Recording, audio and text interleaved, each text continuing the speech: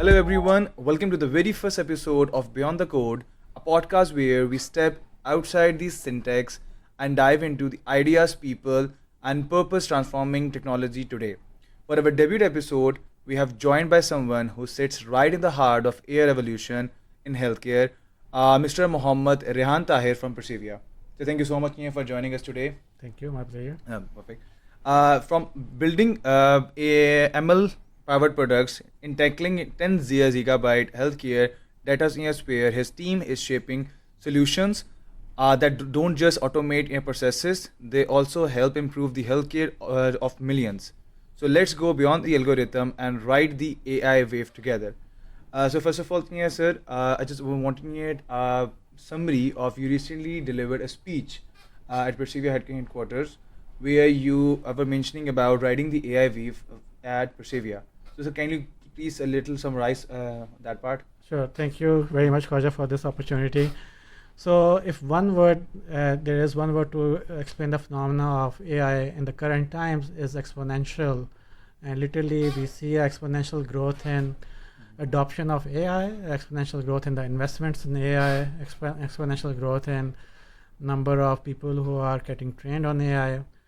So it really looks like a wave, and my topic focused on the AI wave. The talk focused on the AI wave, and how Persivia is well positioned to capitalize on this interesting phenomena that's happening currently. Okay, sir. Yes, thank you so much. So my next question is, sir, that you mentioned, Ian, that AI feels like without the internet, what's driving the massive AI wave, and how Pakistan is fitting in that algorithm? Right. So I think the change is happening very quickly, very fast, right under our nose. And my metaphor here is how you will feel 5 years or 3 years from now without AI is just like how do you feel right now when there's no internet. So in terms of our adoption of AI, whether it's ChatGPT or AI-driven bots, AI-driven websites, we are used to it in our daily lives, that if there is an outage of AI from one reason, it will just feel like you are without internet. Our dependence as humanity on AI will be so much in terms of our daily lives that it will be very crucial, or it will be very important for us to, as a humanity, to function. And without AI, we will cease to function. Yes, sir, absolutely true. Because I also have this understanding that, especially in the next generation, right now are probably more into Gemini, ChatGPT. Right. They are more into that thing because sir, तो after that, sir, लेकिन आपको लगता नहीं है sir कि इसकी वजह से the lack of creativity, the use of brain Right. functionality will be decreased in this particular occurrence? Right. So, Khaja, like any technology, right? So, there is a learning curve of how to use it. Yes. And, the initial steps in terms of adoption of technology, there is always this tussle between the good adoption versus a bad adoption, right? So, currently we are going through that tussle back and forth. We as humanity are getting used to this phenomenon of AI. And, in that tussle, there are times where we let go of our control. And there are times when we rein in the technology to our use for its right purpose. Now, there is a learning curve as at large in humanity, and there are also systems and processes and policies and technologies and products and guardrails involved that will be developed in the right adoption of the technology. But as far as the abuse of the technology is concerned, that risk will always be there. There will be abused as internet has been abused, or at any technology from gunpowder to medicine to chemistry to anything that has been abused.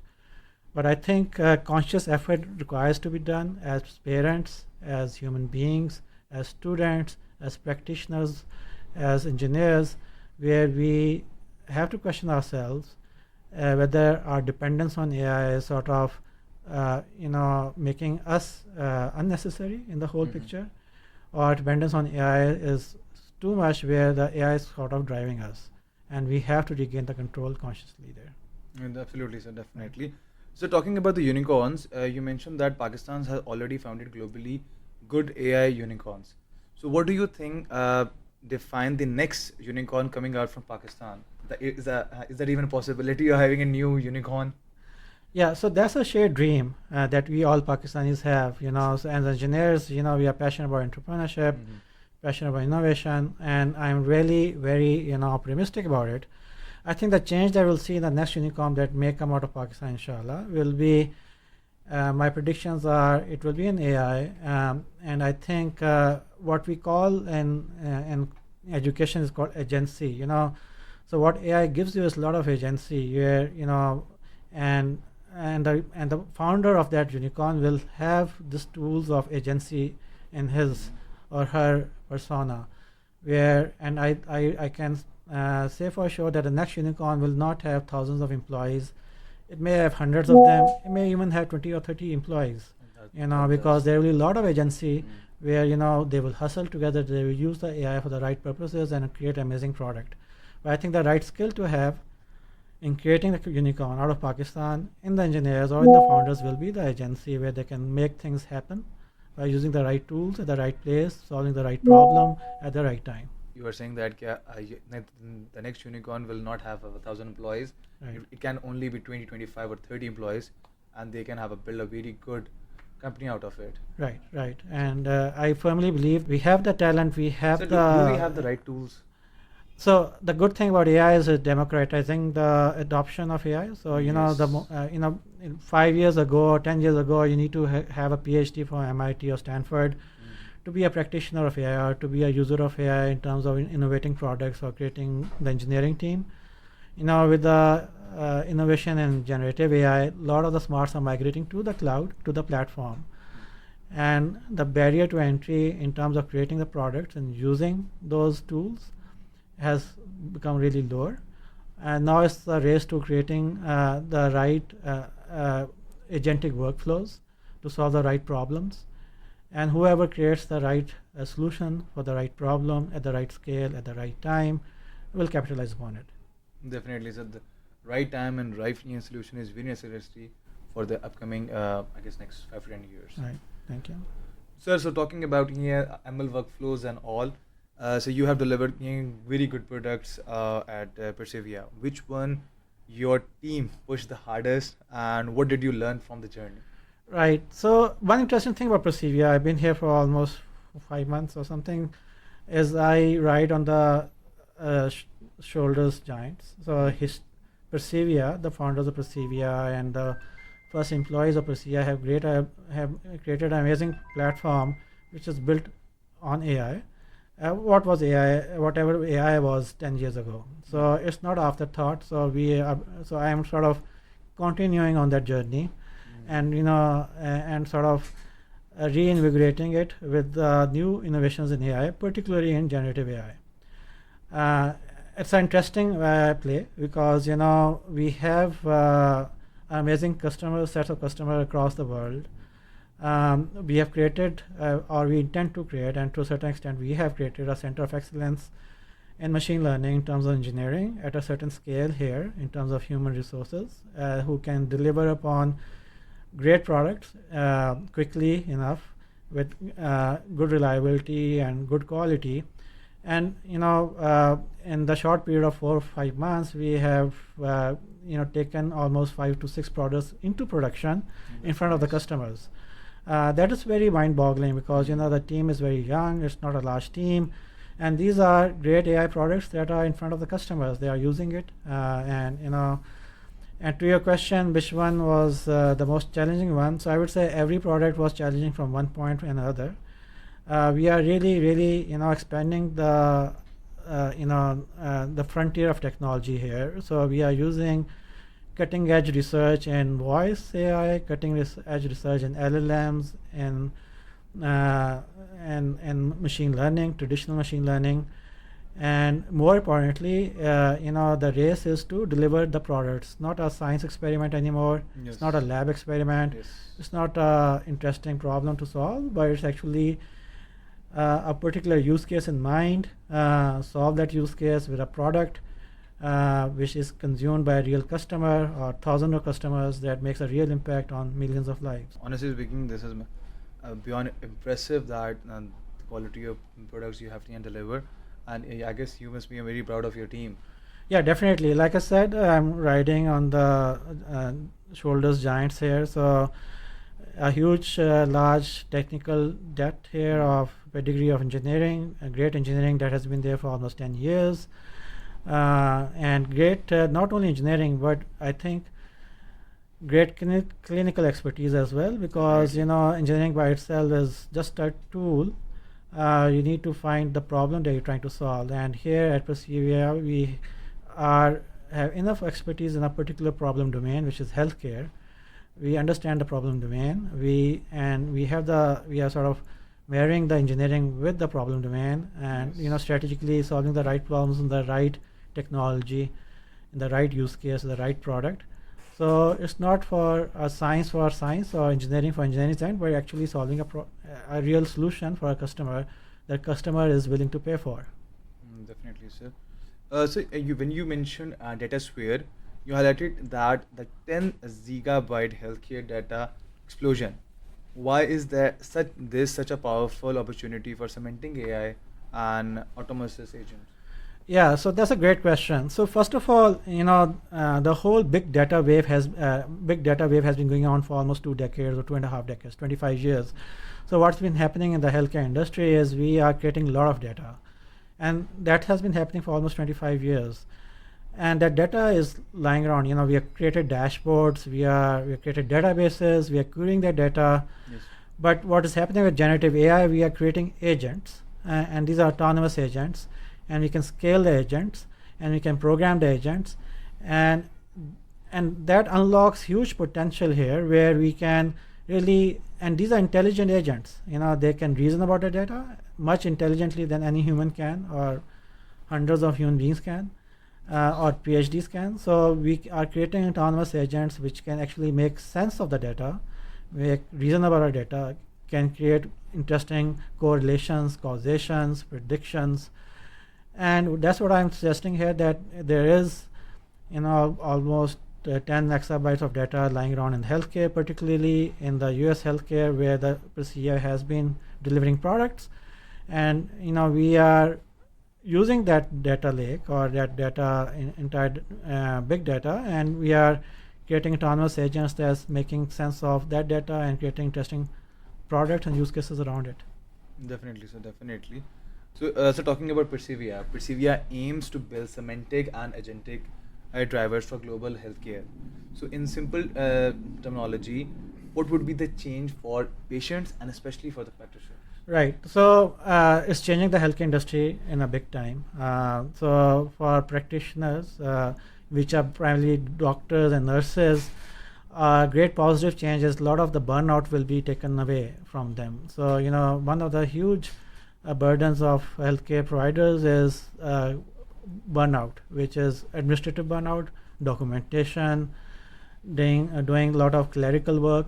So that will all be automated. That'll be done by the AI. So I think that will give the practitioners their time back to do what they really enjoy doing. That's why they became doctors. For nurses, is to focus on the patients and be more focused on caregiving, which is their primary role. So that's a huge positive change. Now there will be also the change in habits required from the practitioners, which is consulting the right AI tool, trusting the AI, use guardrails against hallucinations, and use the AI to their advantage strategically to solve the problems they are faced with. So I think the change in habits, to unlearn their ways and relearn the new technologies, is the burden on the practitioners that they have to do themselves. So primarily, the ML team's purpose is to, right now, correct me if I'm wrong, is to improve health for millions. Right. And how does that shape your decision, culture, and approach to AI development? Right. So in setting the vision for the ML team, so I was very cognizant of the fact that it needs to be audacious. It needs to be what you call big, hairy, audacious goal. So it needs to be big, it needs to be audacious, and because the talent that we are attracting that in the team are top engineers who really want to, make a significant change in the world that they see. They need to find a purpose in what they do, and this sort of gives them the purpose in their work, which is, to actually improve the health of millions of lives. And by giving them an audacious goal like this, we are not sort of pigeonholing them to a particular market like the US market or the Pakistani market. We are a particular use case or particular product. So we are sort of, literally we are using a technology here. We are at the interesting times where if you use the technology in the right way, we can quickly create products. We can truly create phenomenal change for the humanity in solving, very pivotal problem, which is healthcare. And I have a very young team in the ML team, which has a very great vision and mission and purpose, and that's what drives them. And once they have that, so they are sort of on autopilots, so they are accomplishing a lot of things by themselves. That's really great, and especially training and nurturing the young blood right now, and for the future generation, it's very, very, very great. So adding to that, what breakthroughs in AI do you believe impact healthcare for the next, I guess, 3 years, 4 years, or 5 years? Right. So I think at macro level, we will see governments offloading a lot of healthcare to private sector, where the payments by the government will be done on the value-based care. And how AI is impacting that is, we have the ability to measure quality of healthcare provided by the hospitals in a very accurate manner, in a very precise manner. We have the ability to predict the cost of healthcare, and because we can predict the cost and we can measure the quality, so we can actually truly provide value-based care at population level, at the country level. And Persivia, which is track record of delivering value-based care platform in the US, which is sort of the early adopter of value-based care, is truly positioned to revolutionize the impact of AI in value-based care across the world. That's great. So last but not the least, so you recently went to a GHE 2025 at Riyadh conference. So can you just share your experience, how it was presenting Persivia at the GHE? Right. So it was a wonderful experience in a sense. I felt like a kid in a candy shop, because it was a mega event about solving one problem, which is healthcare in a country which is very optimistic about its future, which is bestowed with a lot of resources, natural as well as human resources, which has a young population, and they have a laser sharp focus on, truly innovating their way out of the healthcare problem in the next 10 years or 5 years, which is 2030. And to be there with the right tool, the best tool or best product or best product line to sort of enable them realize their vision and the mission of transforming the 2030 healthcare paradigm was an amazing experience. We had a huge interest in our product line by both the private sector as well as the public sector, and we are really looking forward to a great future in Saudi Arabia. No, perfect, sir. So thank you so much, Nia, for joining us today. It was absolutely a pleasure, and thank you for this great thing that you are doing. That gives me a way to communicate a larger goal. Thank you. Absolutely a pleasure to be here. Yeah, thank you, sir. The pleasure is all ours. Okay. Thank you for opening, sir, the first episode of Beyond the Code with such clarity and vision. If today showed us anything, is that the future of healthcare isn't just data and models. It's purpose, impact, and people sharing meaningful technology. Thank you, everyone, and for tuning in the first episode. This is just a start.